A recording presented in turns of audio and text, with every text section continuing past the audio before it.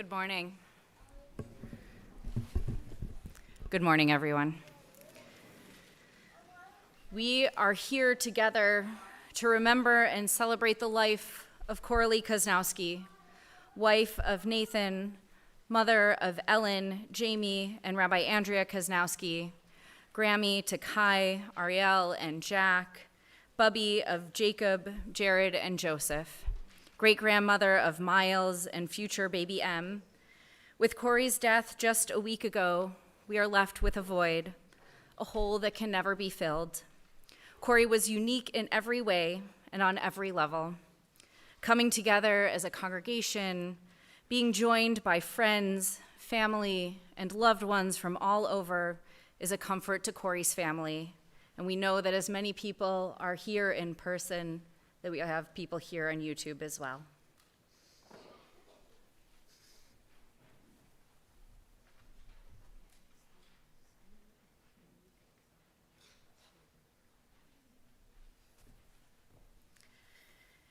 It was Corey's wish that her daughter officiate at her funeral, and her daughter did just that last Tuesday as her immediate family surrounded her and brought her to her final resting place.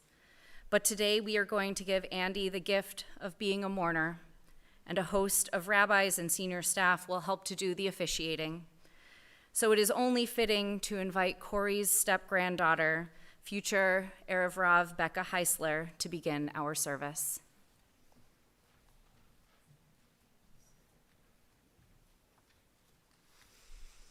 We are all destined to die. We share it with all who have ever lived, with all who ever will be. Cry for the dead, hide not your grief, do not restrain your mourning, but remember that continuing sorrow is worse than death. When the dead are at rest, let their memory be a source of peace, and be consoled when the soul departs. Death is better than a life of pain, and eternal rest is better than constant sickness. Let us not seek to understand what is too difficult for us, nor search for what is hidden, nor be preoccupied with what is beyond, for we have been shown more than we can comprehend.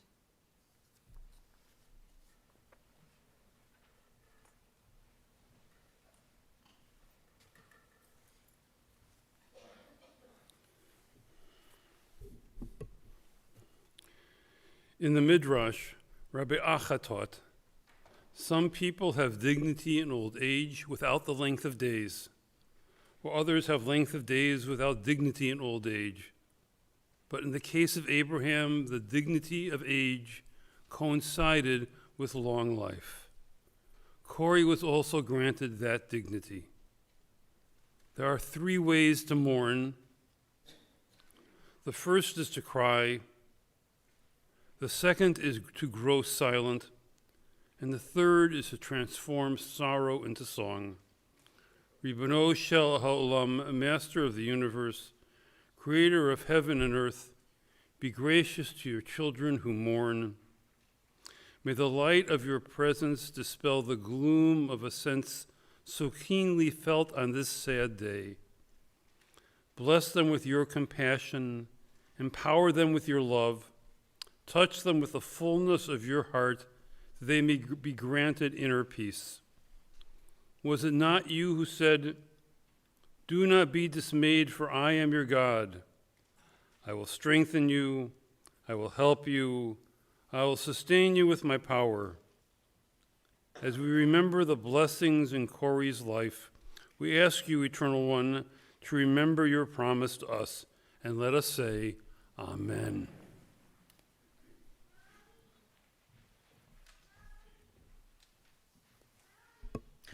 Corey was truly an Eshet Chayo, a woman of valor.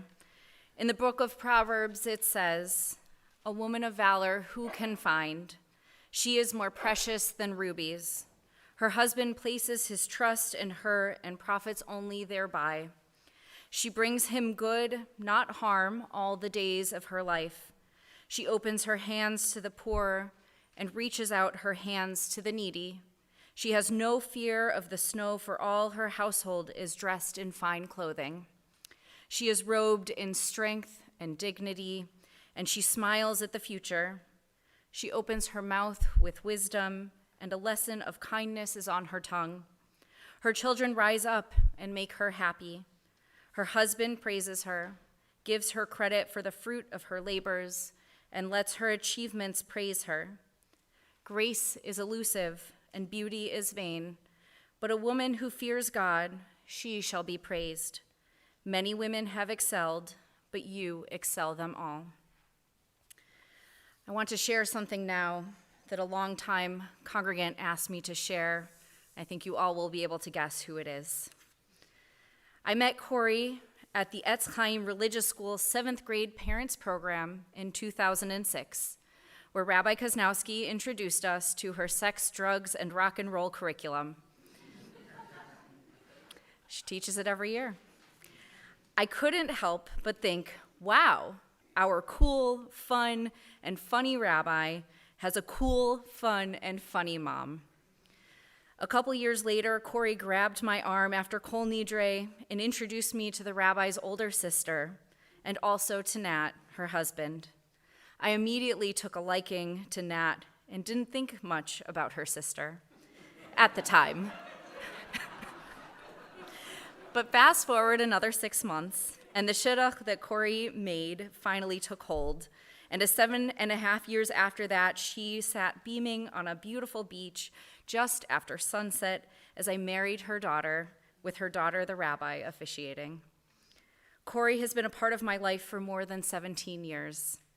Ours was a strong relationship based on our shared love of Jamie and Andy.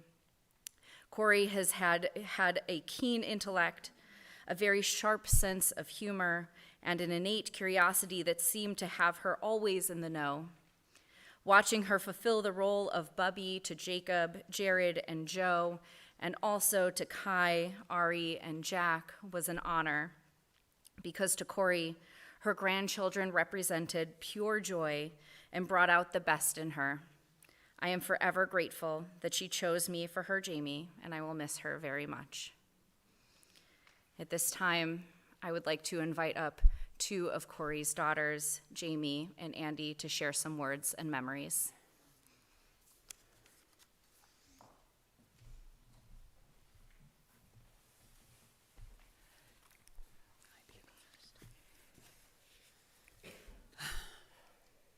Thank you all for being here. Many of you knew my mom, and many of you didn't know her, but you know her through my sister and I. So I just want to give you a little taste of some memories that I have, and maybe you'll go away with a little bit of my mom in your heart. A dirt poor kid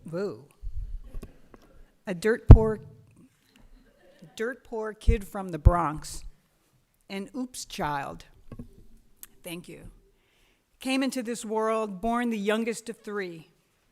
Her good looks, sharp intellect, curiosity, and imagination started young and lasted until the last days of her life.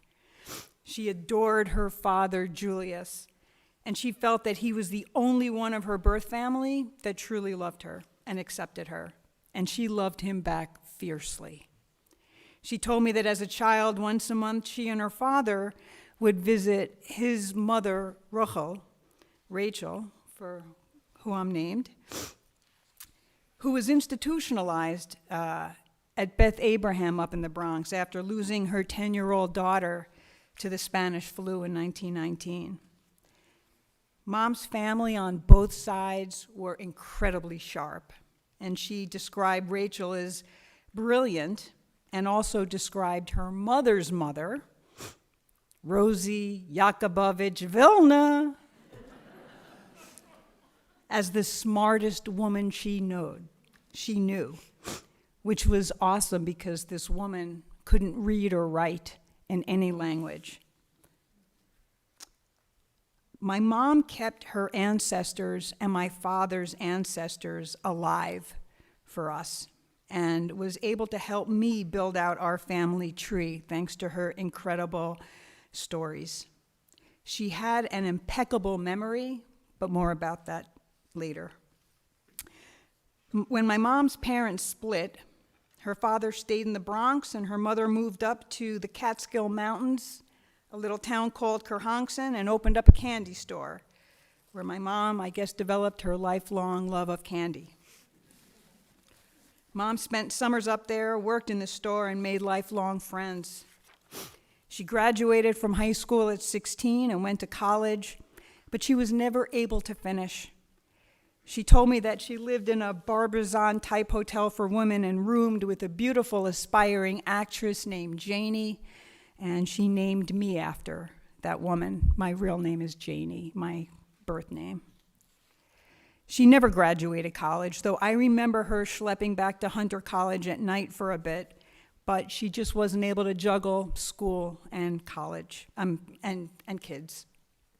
That being said, she never, ever, ever stopped learning. She loved to learn, and she loved reading, especially Jewish stories, anything to do with the Holocaust, and anything to do with Israel. She loved Israel so.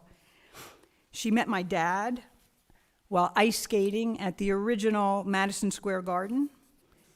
She knew of him, Nat the Rat, they called him.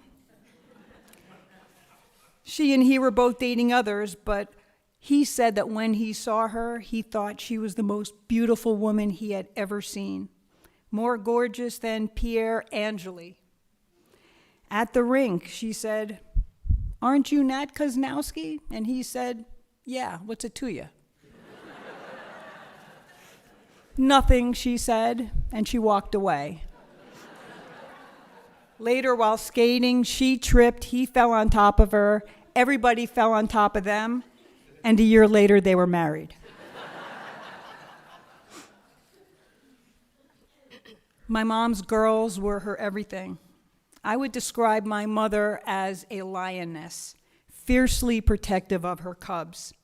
Each one of us were and are so entirely different, yet she allowed us to forge her own paths, our own paths, and become the people that we are today.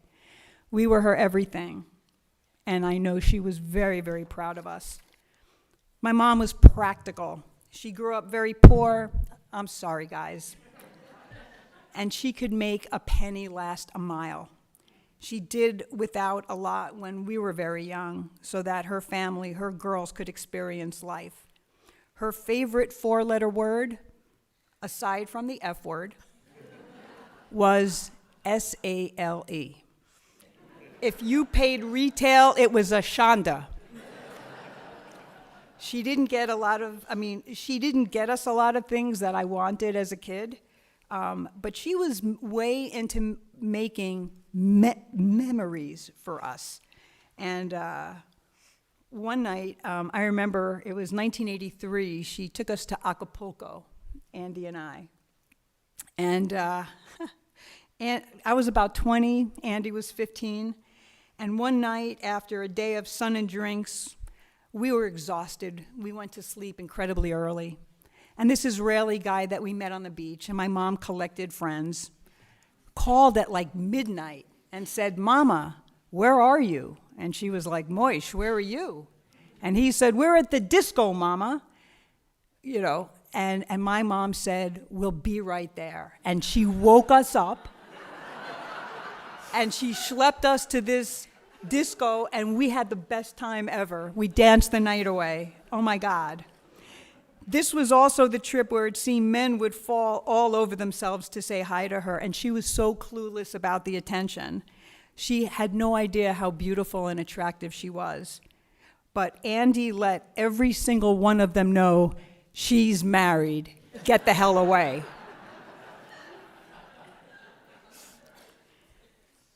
My favorite memories are when Mom would have us play hooky. She would call the school and tell them that we were all sick, and then she would take all three of us into Manhattan to a museum. One year it was the Met, the Frick, the MoMA, the Planetarium, the Museum of Natural History, and I would go kicking and screaming. And then by the end of the day, she couldn't get me out of the museum. And our hooky trips were always random. She never let us know until the day of, which just made them so special. My mother was a stunner. She was beautiful, and she had no clue how beautiful she was. One of my most favorite memories was just sitting on her bed watching her get ready for a night out with my dad, or even like it could have been a bar mitzvah. And I just love watching her put on her cat eye makeup and the way she put on her little nylon stockings. And then my dad would zip up her dress and it fit like a glove, like a second skin. And I would just sit on her bed and just, look at her and just think I had the most beautiful mother in the whole entire world, more beautiful than any movie star I ever saw. And not only was she stunning, she had the best sense of humor. And she had the best laugh ever, an infectious laugh. We called it a geschrei. I wish I could do it. I don't laugh. I just say, that's funny. But my mom had a, it was fabulous. It's what any comedian in the Borscht Belt would want her in the audience. Fabulous. And my mom came from a very inappropriate family, so she learned from the best. And she told the best dirty jokes in the whole world. And my mom collected kids. Neighborhood kids lived in our kitchen at different points in the 70s and 80s. And she was the mom that kids only wished to have. That was the best part of her. She was entertaining, endlessly funny, outrageous, and always gave the best advice. I remember once, I don't know, maybe I was in high school, and she gave me advice about relationships. She said, a relationship is like you're walking along the beach and you scoop up some wet sand. If you take it and you hold on to it real tight, it slides out between your fingers. But if you scoop it up and you give it some space in your hand, you have it in your hand forever. I received so many stories from school friends when I posted on Facebook that my mom had passed. And one of them wrote, I loved your mom. She always made me feel welcome in your home and at the same time had no trouble telling me when I was out of line. Another said, your mother was the first adult that I could communicate with. She made me comfortable being at your kitchen table for hours. She made jokes that could make you pee. They were so funny. I couldn't remember any of them, but they were funny. My friend Debbie Hertz reminded me of a memory when we were about 11 or 12. Our dads played softball together, and they all came to our house one day, and the men were up in the living room smoking their cigars, and the women in the kitchen, and us kids were playing downstairs. Debbie ran up to ask her dad a question, and there was my mom.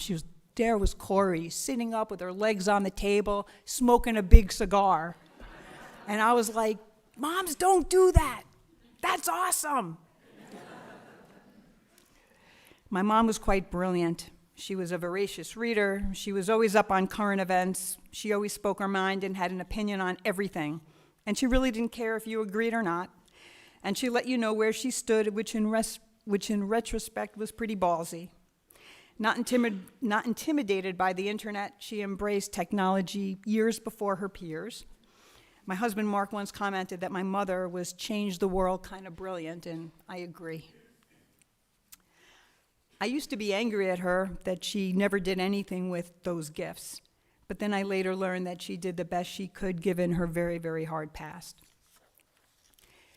My mom came from a family of card players, and when it came to playing games, any games, she did not suffer fools well.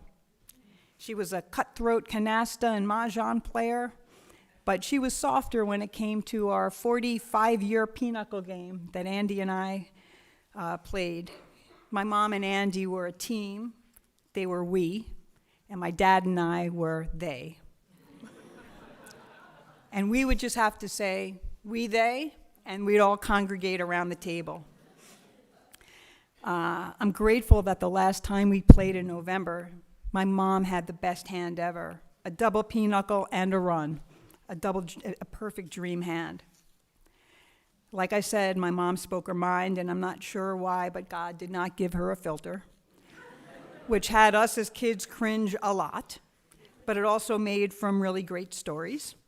And from that mouth that can curse like a sailor came the most amazing smile ever. And I love my mother's smile. I think I became a class clown just to make her laugh, or at least just to get to see that smile and that geschrei. My mom had the most amazing hearing of anyone ever. I think the CIA missed out on not using this bionic ability of hers. Not only could she hear you from the other room, even if you had the TV on loudly, and I know that she could still hear me now, saying, shh. Her memory was as keen as her hearing. She could remember every detail about an event. And although I was born after both my father's parents had died, she shared stories about them and presented me with memories that I can hold on forever. My mother loved Judaism and was proud being Jewish. We weren't always observant. While we weren't always observant, we always celebrated the major holidays. And I believe that her greatest joy was when she took the Melton course. It was one of the highlights of her later years, and she mixed two of her favorite things, Judaism and learning. She was fiercely proud of Andy becoming a rabbi, so much so that after a while, and much to Andy's chagrin, she started calling her rabbi instead of Andy. And when I told my mom that I was moving to Illinois to be with Mark, she gave me one directive. Whatever you do, do not embarrass the rabbi.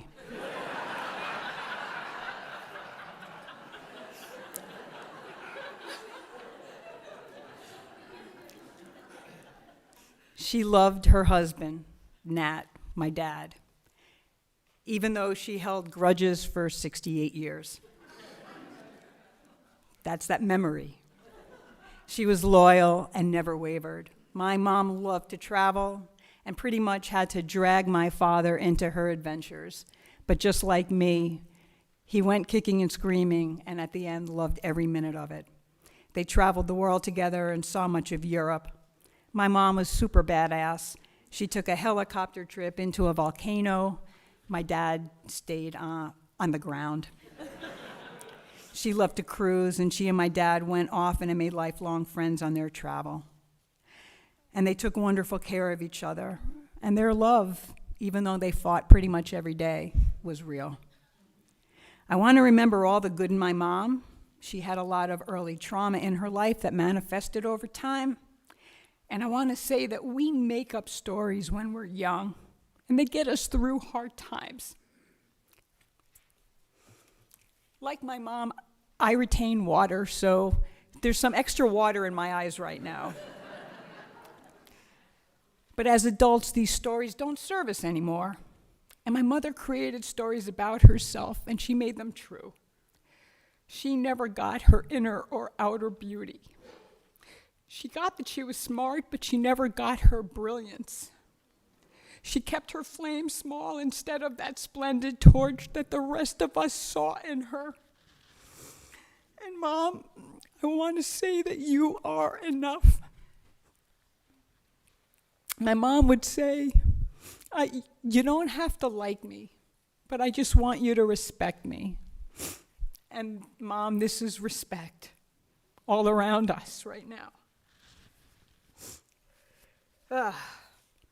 Coralie Joyce Shapiro Cosnowsky from Kerhonkson. That was what she called herself. Corey, Ka, daughter. Maishvidi, wife. Mom, Muzz. Coralie, Mrs. C, Mama Kaz, Grammy, Bubby. You are something to so many. You are everything to your family. Just know that you are so loved and forever will be in our hearts as long as we walk this earth. And that I love you to the moon and back. That's what she always told me. And then some. I love you. Sorry. Dr. Seuss said, "How did it get so late so soon? It's night before it's afternoon. December is here before it's June. My goodness, how the time has flown. How did it get so late so soon?" My mom used to remark that she couldn't believe how fast her life flew by. that she didn't emotionally feel 87. She still considered herself a teenager, but her aches and pains reminded her about the passage of time. When Michelangelo was on his deathbed, his students at his bedside wailed, "Michelangelo, how will Rome ever get along without you?" To which it is reported, Michelangelo faintly waved his hand to the window with its vision of his sculptures and architecture and the genius of his life, and whispered, "Rome will never be without me." I have been ruminating over how I will be able to move forward without my mother and my children's Bubby in my life. She was so important as she was such an influence in our lives. I called her every day. She was one of my biggest fans, my harshest critic, and my best friend. How will I ever get along without her? Well, in a way, we won't have to, because we have so much of her with us already, not only in the physical stuff she's given to us over the years, but in her values, the memories, the stories, and the traditions that she held so dear. We have her holiday recipes she loved to cook on Passover and Rosh Hashanah. We have the touch of her genius in my home in the form of a bicentennial quilt she made back in the 70s, when the bicentennial red, white, and blue fabric was all the rage. We have the impact of her soul in mine and yours, and the color of her life is embedded deep inside of us. My parents always told the stories of how she met and how they got together, but here's the rest of the story that my sister didn't tell. After my father fell on top of my mom on the ice, he decided to ask for his friend to double date with her since my father already had a girlfriend. And my mom said to my dad, "I like you and you like me. Why don't you just ask me out on a date?" And so he did, and the rest is history. When our father used to travel for business, my mom would disappear and go downstairs for a few minutes, and then we'd be sitting in the kitchen, and all of a sudden we'd hear scratching sounds coming from the stairwell, and she would scare us, and we'd scream. And like Jamie said, there was no one more beautiful when she'd get dressed up on Saturday night to go out with my dad. Once when she was out with my dad, but of course my father was walking ahead of her, one of his friends propositioned my mother, asking her if she'd like to have an affair with him. And she answered, "Right here on the street?"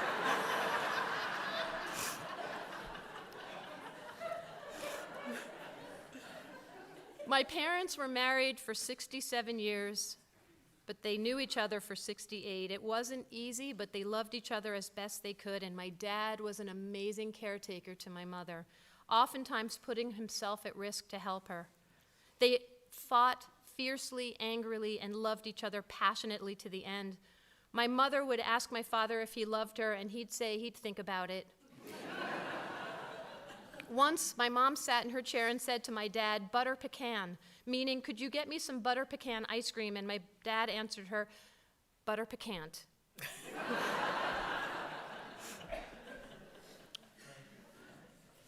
My mom was notorious for injecting herself into conversations anyone was having while on the phone. She lacked appropriate boundaries at times, but she'd never see it that way. My mom was the center of the universe, and she just played her role as she saw fit. Other memories of my mother were of her reading to me as a child, importing her love of Judaism to me, telling stories of her Bubby, and searching for meaning in a world full of mean people. Like Jamie said, my mom grew up in the Bronx and kicked breast cancer 35 years ago.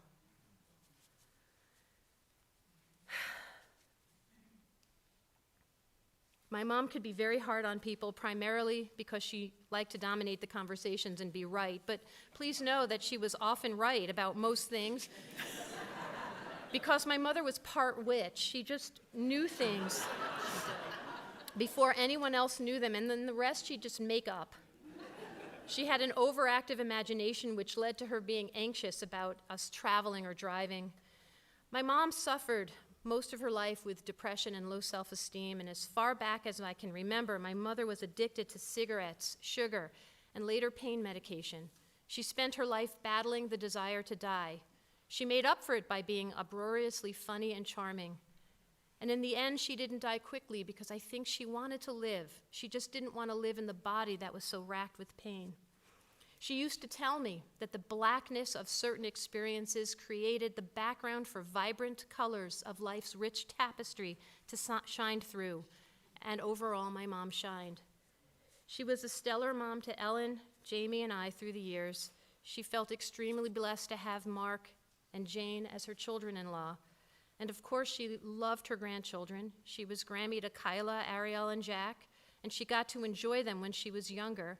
She was there for Ellen. And having her live near us in Lombard as snowbirds was such a gift. I have great memories of my mother reading to my children, playing bingo and cards with them, and us having dinner with us together all summer long with our friends who would come to visit.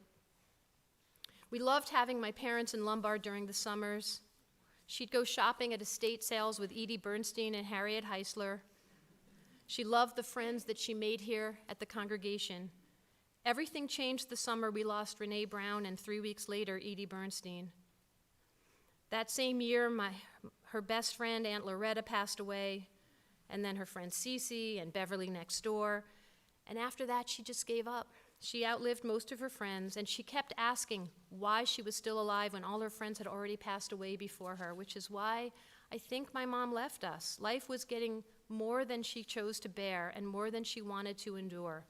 She was becoming more patient and less wife and mother. And she completed her life's task of being a superb mother. And she got to see her children and grandchildren through many milestones of life. Her most recent was living to see the twins become B'nai Mitzvah and hearing of Jacob's plans, getting into the biomedical engineering program at University of Wisconsin-Madison. She was content in her soul but miserable in her body, which couldn't be moved or touched without great pain. She was ready to let go. Life was getting more difficult for her. She would express how little quality of life she had and how she just wanted to be able to walk and run free, that she didn't understand how she could be trapped in her body, that she was being punished for something she'd done in her past, and she longed to be reunited with Jamie's dog, who brought her so much joy. And she'd say, who still came to visit her every day at 4 o'clock in the afternoon in the form of a blackbird who would sit on the window just for a moment to let her know that she was waiting for my mom.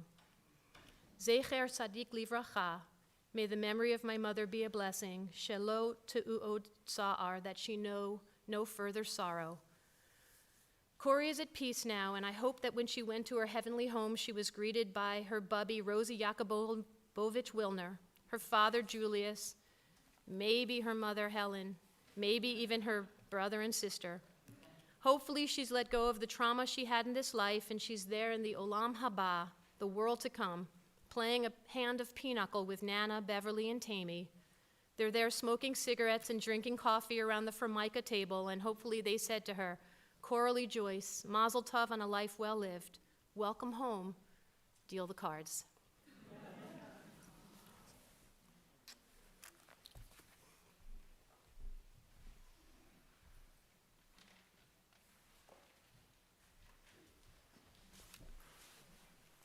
Jamie and Andy, thank you for sharing these stories with us.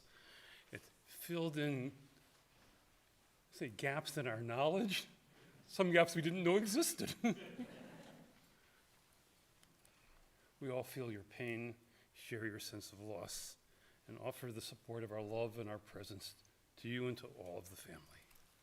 We turn now to the familiar words of the 23rd Psalm. It's not on the page, but you know it by heart. Please join with me. If you know the words, we can recite it together. The Lord is my shepherd, I shall not want. He maketh me to lie down in green pastures. He leadeth me beside the still waters. He restoreth my soul. He leadeth me in the paths of righteousness for his name's sake. Yea, though I walk through the valley of the shadow of death, I will fear no evil, for thou art with me. Thy rod and thy staff, they comfort me. Thou preparest the table before me in the presence of mine enemies. Thou anointest my head with oil, My cup runneth over. Surely goodness and mercy shall follow me all the days of my life, and I shall dwell in the house of the Lord forever.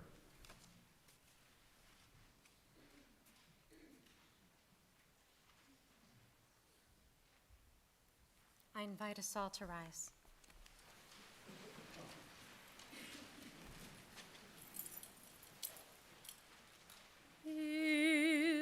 Male rachamim, shochin mameromim, hamtzim nuchanechona, tachat kanfei hashchina, im kedoshim utehorim, kezohar arakia, mazirim,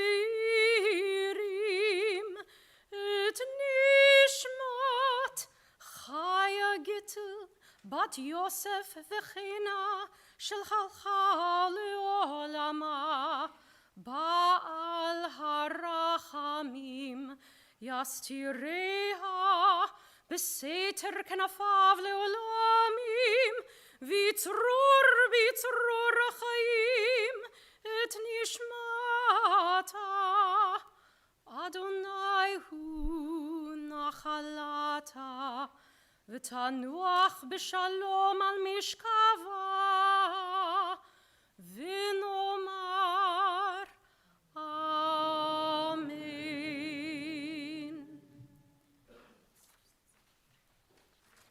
Eternal God, full of mercy, grant perfect rest in your sheltering presence to Coralie Joyce Shapiro Cosnowsky, who has entered eternity. O God of compassion, let her find refuge forever in the shadow of your wings, and let her soul be bound up in the bond of everlasting life. God is her inheritance. May she rest in peace, and let us say, Amen. Please be seated.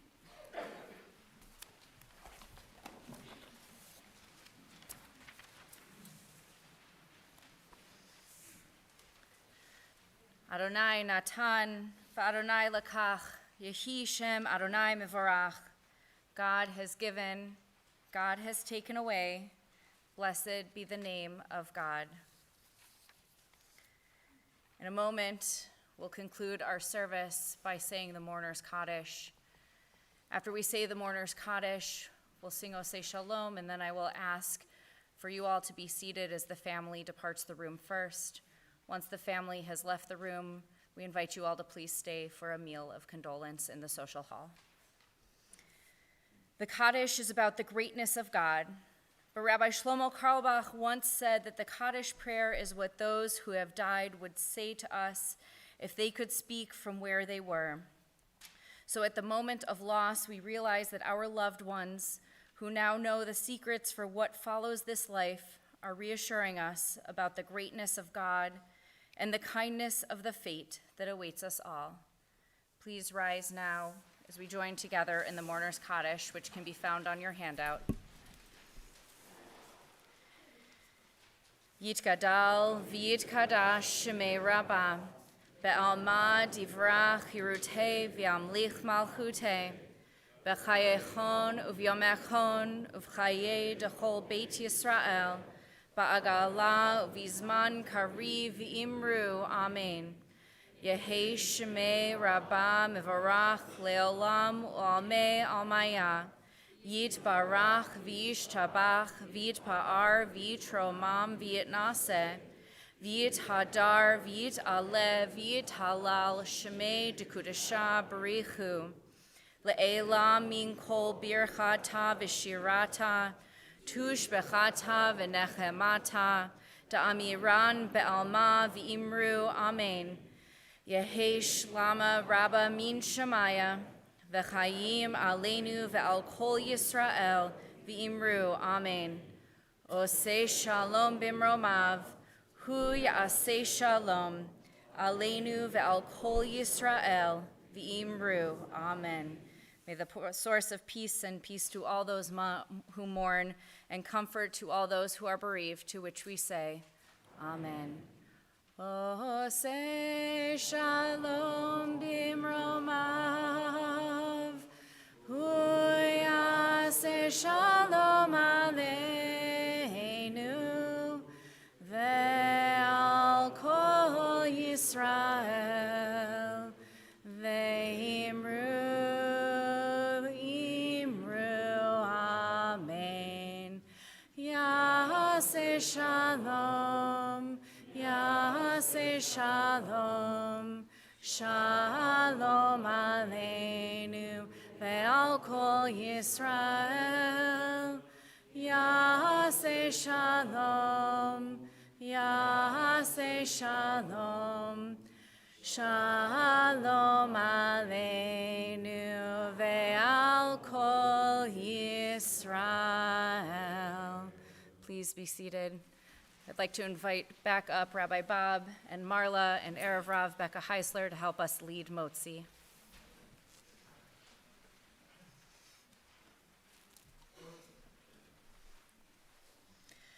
Baruch atah Adonai Eloheinu melech haolam hamotzi lechem min haaretz b'te'avon.